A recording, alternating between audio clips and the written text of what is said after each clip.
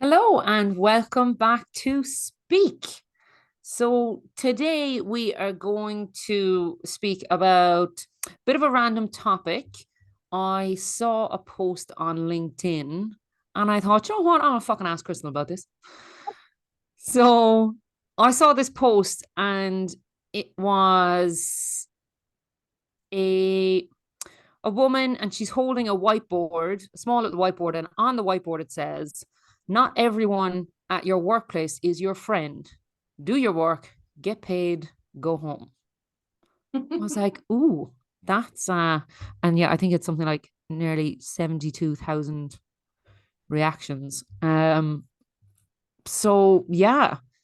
Um and the top of her post is like, not everybody will be happy with your growth at your workplace as much as we like to believe that our coworkers are all our friends, and then it kind of trails off. But it was the initial image that got me of not everyone at your workplace is your friend. Do your work, get paid, go home. Mm, interesting. So, Yeah. what I mean, I instantly want to be like, what are your thoughts? But I know that you're just like, I've read it now. Not So, bad. your thoughts? I think that the preamble a little bit I find super interesting about not everyone will be happy with your growth, and I don't know a single person that's not been able to tell a story about somebody that's bitter because you're growing, especially if you're growing very organically and not trying to do it by showboating. But the get paid, not everybody is your friend, get paid, go home. I think I've definitely got some like what's the word?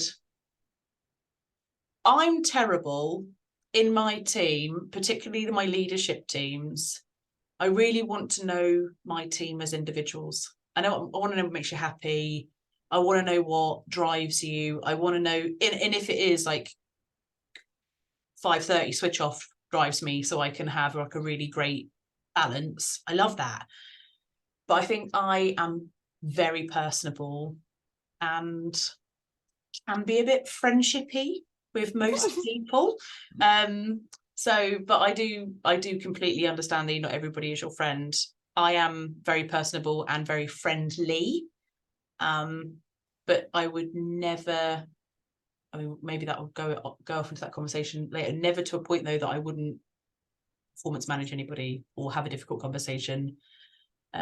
Which I think if you were truly friends with somebody at work, that would be super awkward if they work for you and they were your buddy. Oh fuck. Yeah. Can you imagine? Yeah, I can. Oh yeah. Yeah, you actually can. Yeah, you can. Oh, Yeah. Hope you're listening. so yeah, I think the get paid go home is right.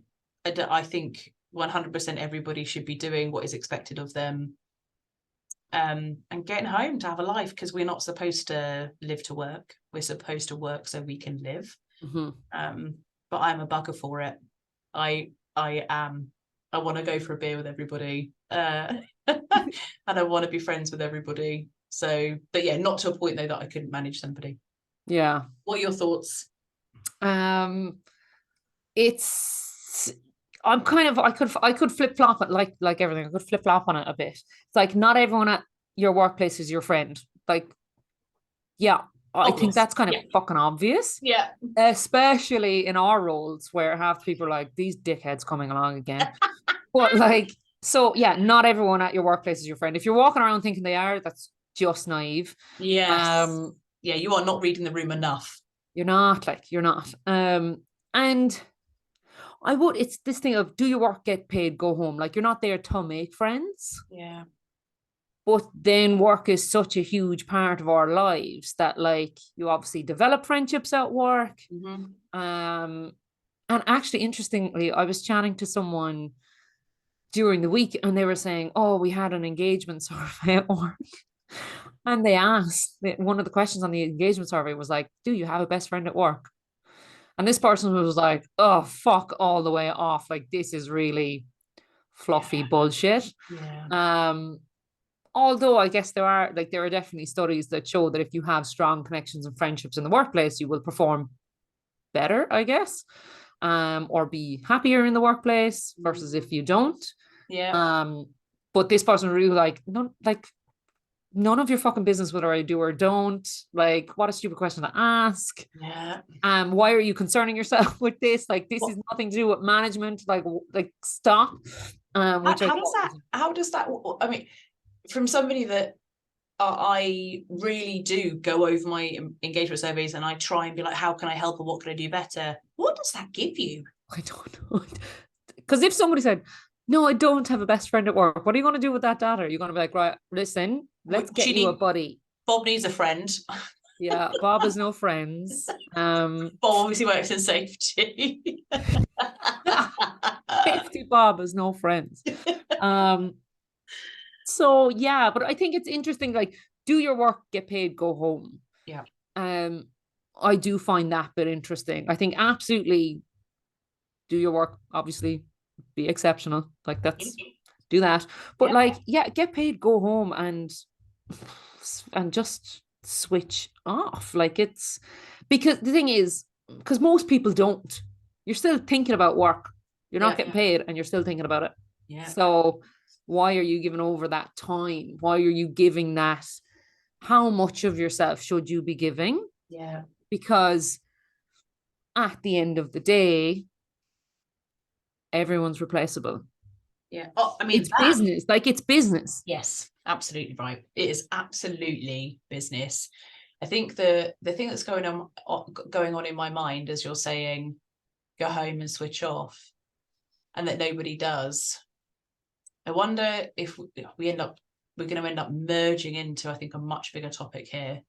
Wouldn't be Which like us. wouldn't be like us at all, right?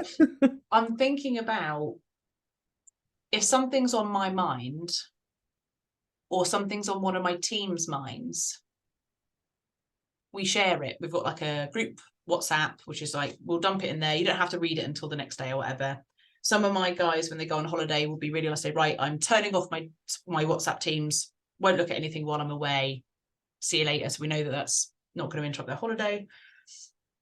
But I think we're probably awful, especially when you go through transformation and it's all of these, like in the middle of the night, something will occur to you. Yeah. Your brain's buzzing all the time. Yeah. And you'll voice note somebody, or there'll be somebody in your leadership team that's doing the transformation with you, and you'll be like, oh, I've just thought of, and it doesn't stop at 5 or 6 or No. 7 or 8 or 9 even sometimes, or the weekends. Yeah. And I think that is very blurry. And I'll tell you something really interesting, right? Is I try, once that transformational period is over, really do try and hone a line for me, but also my team, because we will have been running on high energy for ages, and that murky, where's your life and where's my life and home space. Somebody sent me a message the other day in my leadership team, and if they're listening, soz. And it was like, so I think it was something along the lines of like, got an email from a particular person, and there was an action for me to do as a result of this, and it was like 9:30 at night, and I was like, then have to go with my neurodivergent brain and do the thing now because I will forget, and I was in bed. So I sent a message back to be like, this definitely could have waited for tomorrow morning. You shouldn't be sending a message at 9:30 at night that's work related, which means you're checking your emails, but also you've now forced me to go and do something. Pulled me into it. Yeah. And I got this really heartfelt, like, I'm so sorry. I just didn't think it was just, and it created a conversation around work-life balance. Where are you switching off? Why are you reading emails in the evening? What's going on? And it's just the way that this person operates. They are a sort of omnipresent person. But it was a bit of a sense check of like, it's okay that if you need to operate in that way, but actually make sure that you're not expecting everybody else to operate in that way. And leaders can be the worst for it. I have a leadership team. I'm omnipresent. I'm omni-thinking. I expect all of you to also be doing so. Yeah. Savage. And I think we can then generate this like, oh, it's really guilty and it's the boss that's messaging me and it's 8:30 and should I answer? Yeah. And then the other part it's making me think about is I'll send my team messages at the weekend, like at Easter. I hope you all guys have a lovely Easter. I hope everything is, lovely. Do you? Yeah, of course. Oh, that's not. I would fucking never. Like, I don't give a shit if you would go to Easter or not. Like, what? Sunday? Go away. Yeah, I mean, so I'll send them like happy Easter messages, or if something really big lands and it's maybe I hear about it in like out of hours or whatever, I'll send my guys a message saying I'm proud of them. If this is that, I'm really proud of you. This is an epic piece of work. Or sometimes if I felt the week has been really hard for somebody, I will wait until the car crash of the week has ended and I will just say, how are you feeling? Do you need anything? But that's me encroaching on personal time. It's still me.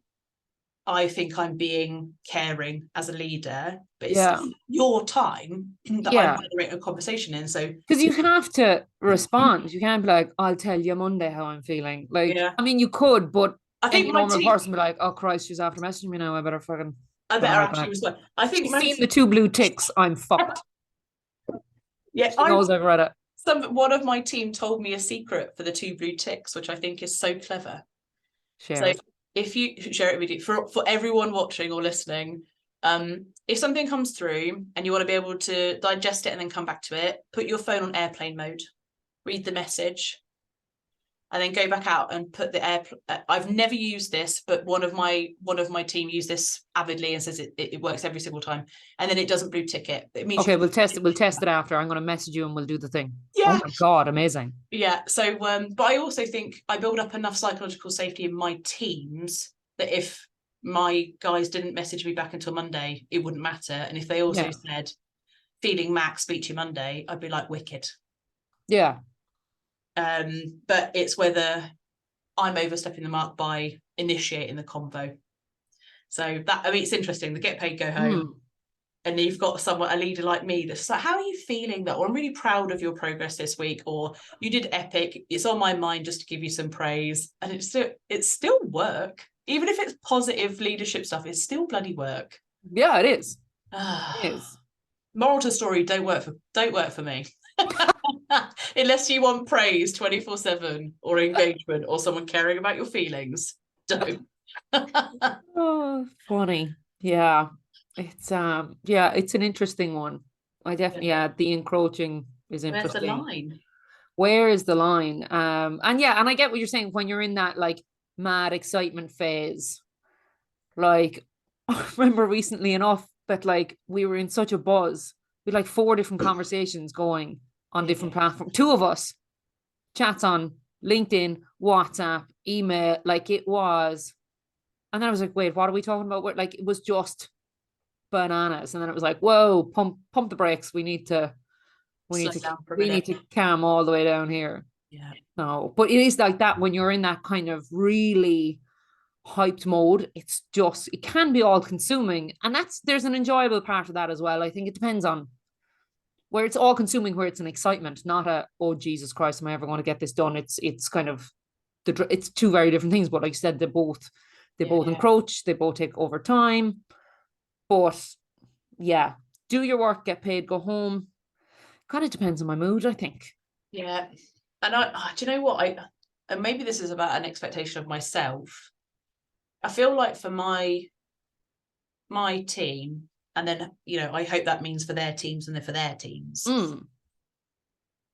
Get paid and go home. I feel like there's a level of responsibility. Once you get to a certain level of responsibility, I expect my team to be able to pick up the phone to me anytime and say, do you know what, Crystal, I'm not happy. I've got something going on, whatever it is. I think it's right for them to expect me to be available for them. And whether that's not like none of my lot, and they would all say to me, don't you dare, like, I don't want to see, hear, smell when you're on holiday, be gone. Yeah. And we hold each other to account for that.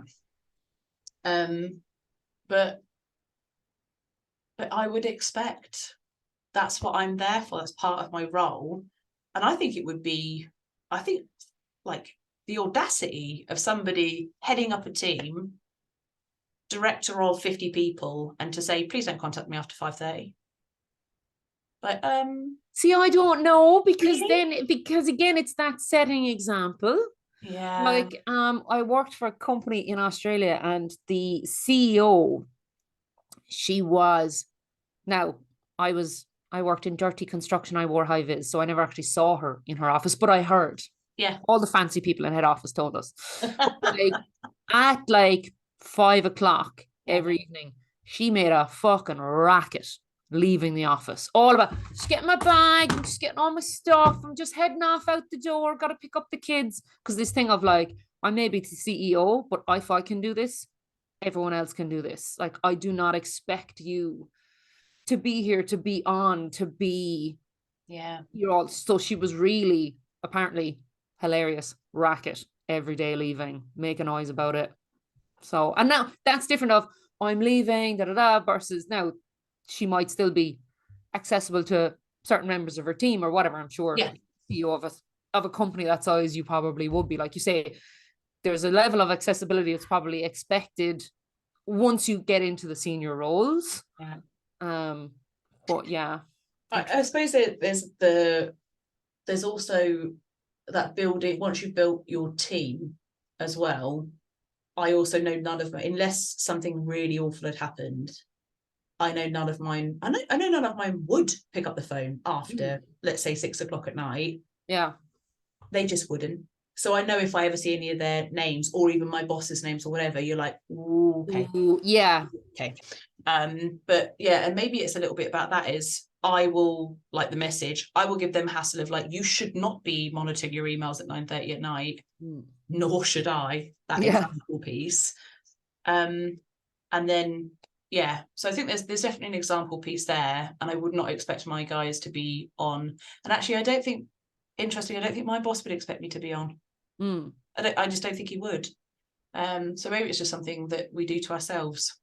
Yeah, I do think we do it to ourselves. Like, definitely where I am now, we have this thing of like, you can schedule your emails to just arrive the next morning. Yeah. Next thing you log in at like 8 a.m. and it's like 5 emails from such and such. Like, well, I know what you were doing last night. Like, come on now. I know this was an embarrassing time. But thanks for not dragging me into it. I appreciate that. So I'll review these over my morning coffee. Thank you. Yeah. Yeah. That's interesting. But yeah. I think everyone should operate on the merit of there has to be separation. The get paid and go home, even if you just say and admit they're fluffy edges, there's always going to be fluffy edges around the stuff that we've just discussed, but we're not meant to be 24/7 on. We are supposed to be coming to work to earn a living. Hopefully, like the reason that we get on so well is we want to do a good job. Like, we want to be great at what we do. We want to really make a difference. And that means it generates 24/7 thoughts sometimes. Yeah. It doesn't mean you're not going on a Friday to do a rugby match. It doesn't mean that I'm not going to somebody's nativity play and being completely present, because it's supposed to be a whole life, not just like work envelopes, everything and whatever. So yeah. Interesting.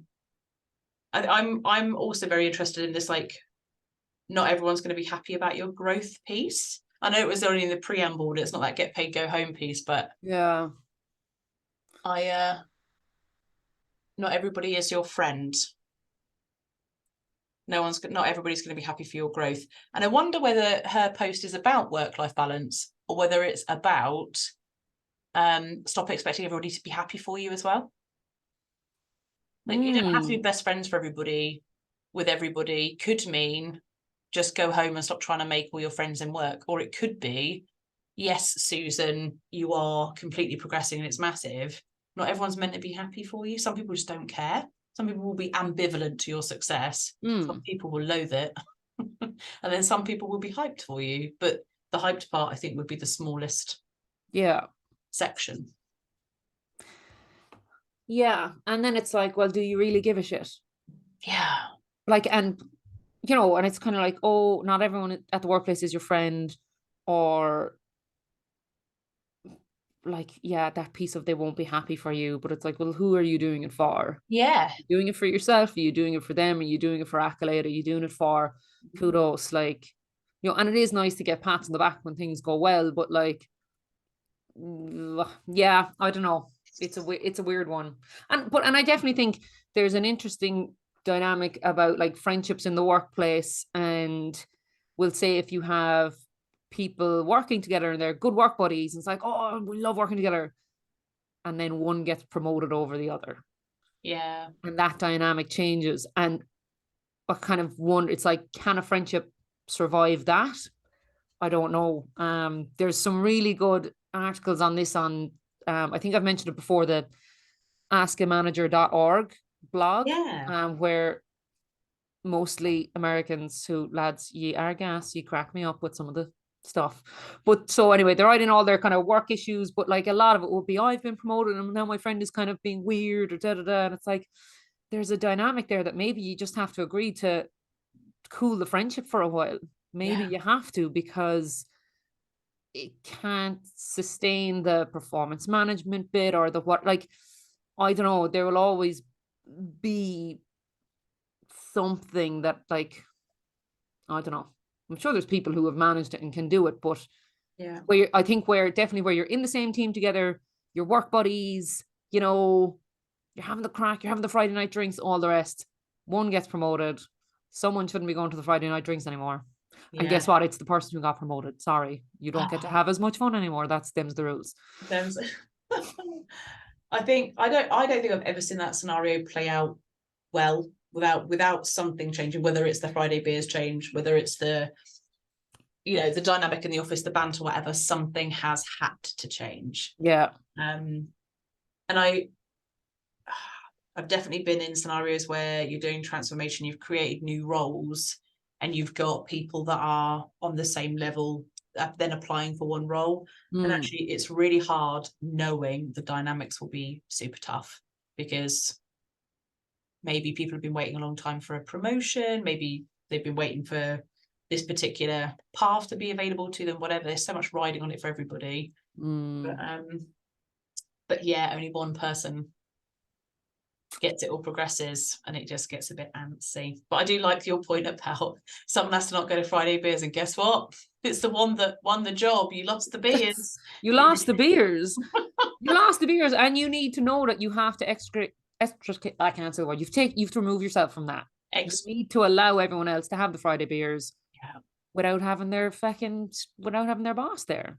Do you know what? I'm going to ask you a question, because I said this. I used to work for a small rail company, and the CEO, who has now passed away, Adrian Shooter, I once bumped into him in a lift at a Christmas party, and he was leaving quite early, and it was like, lots of alcohol everywhere. And I sort of said to him, I would have been 20, so like full party zone. Mhm. Like, oh, it's your party and you're paying for it. Like, why would you leave at 10 o'clock? And he said it's kind of the rule of leadership, is you turn up to show respect, you turn up to make sure people feel rewarded and that you are present and you're happy with it. But your role is to step out. So, and he didn't use the word slang, was very well spoken, but it's basically you can step out so everyone can slag you off if they need to. Because not everything is going to be, oh, yay. There's Yeah. going to have been tricksy parts of the years. Your job is to be like, well done, well done, well done. Here's all the party. You really earned this. Step away so you can be like, ah. And if you need to vent about me, I shouldn't be in the room. And I would definitely say my entire career, I sort of put that to the back, because I'm like in the party, whether I'm your boss or you're my boss or whatever. Oh, I'm in the part. I'm there. I'm for sure, right, in the party. And I repeated this to somebody recently. And I thought they were going to say, nah, like, just we can all be at the party. Yeah. And they went, no, they're right. Yeah. And it was somebody in my team. Ah, and you're like, fuck it. I can't. Damn it. Yeah. And I was like, how interesting. Because my want to have fun with my team, I want to be there and have the crack with them, I want to make sure I pick up the bill for them because they really work their butts off, that whole thing is my expectation of what it's almost like what I would want from me, not really considering what they would want from me. Yeah. Like I'm being the boss that I always wish I had, that sort of thing. Yeah.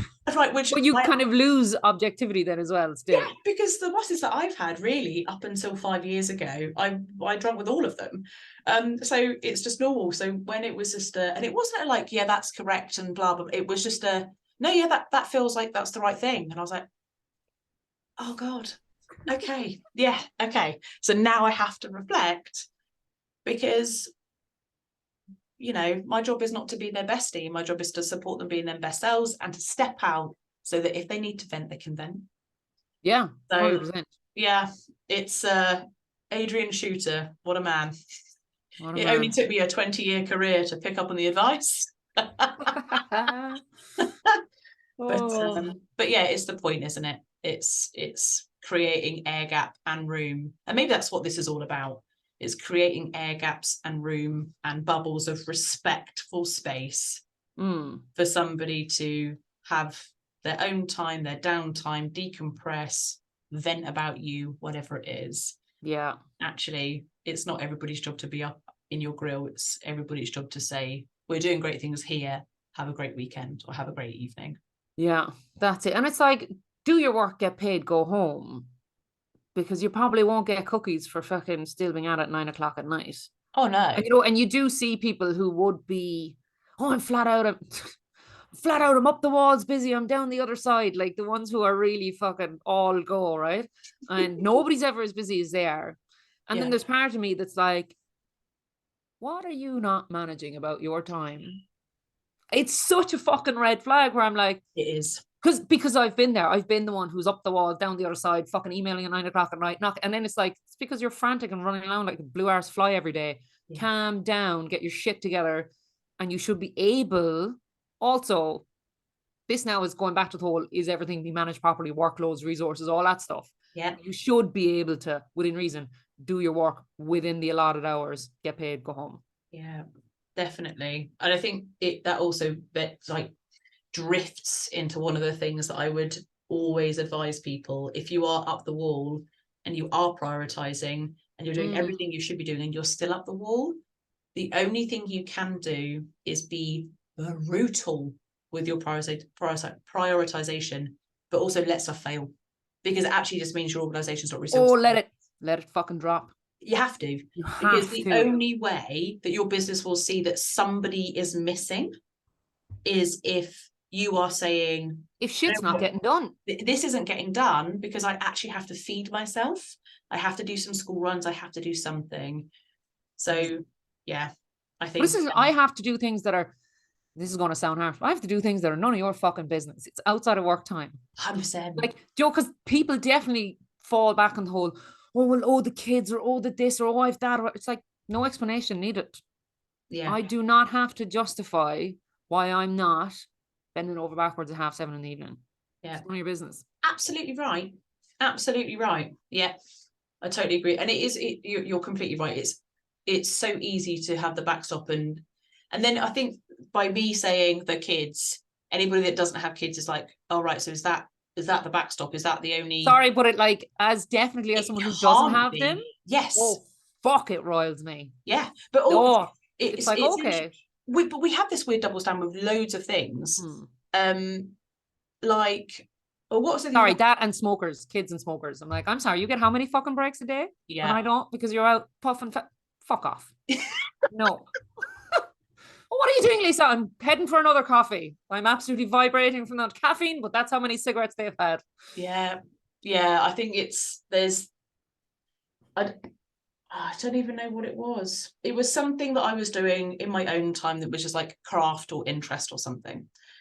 And I do remember somebody giving me a bit of a, oh, that doesn't feel like important a reason enough to not. Yeah.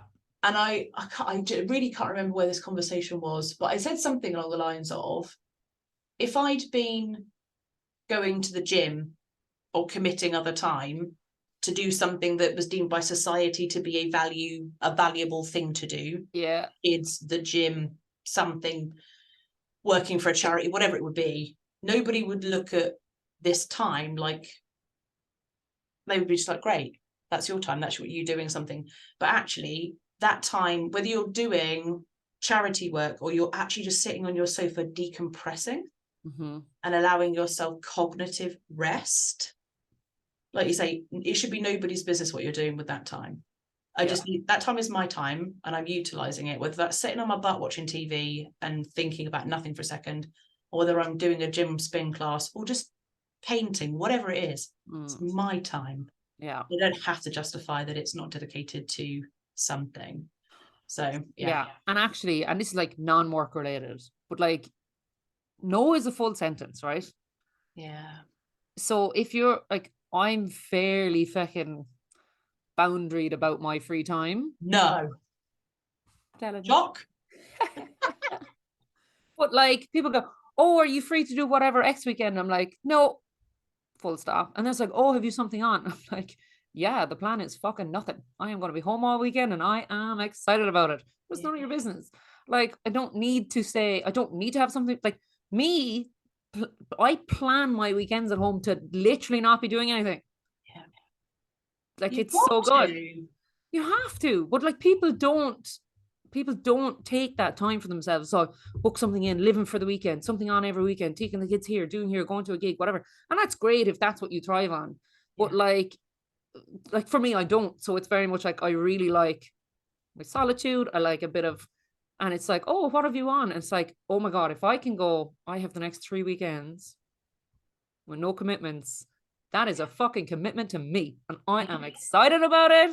Love it. Yes. That's the role model. That is the role model right there.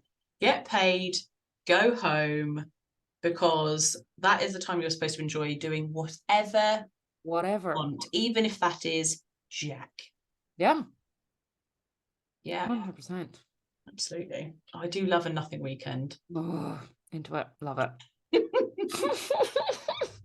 So I think in terms of takeaways, I mean, we've done a whole journey around this topic. But I think one of the things that I'm definitely taking away is that reflection of creating the air gap. Yes. For myself, but also my team members. And whether that's I'm going to have beers with you until 10 and then disappear, or whether it's you can say that till Monday morning. I mean, I'm pretty good with that part of it, but really that social aspect of, should we go for beer? I'm requesting their personal time.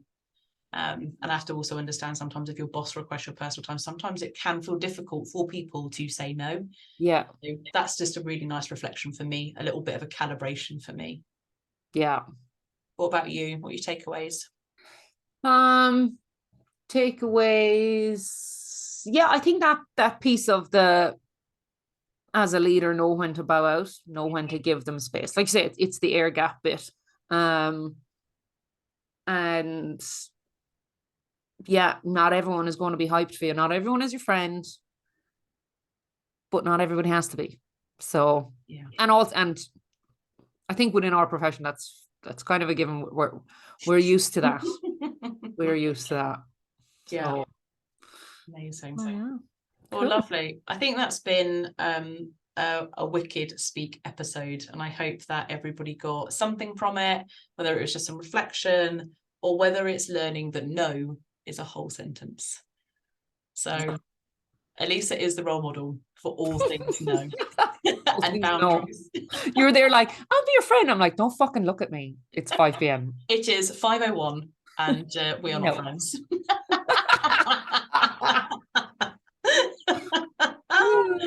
Or I will be just like, can I buy anyone a beer? And they're like, literally no. Literally fuck off. Thanks, boss. Please leave. Leave your card and go. Yes, that's a true gift. Oh, lovely. Well, wicked episode, Elisa. It's been an absolute pleasure. And thanks for bringing the post to speak for us to chat through. And we'll be here in a couple of weeks for another episode. See you next time. Bye.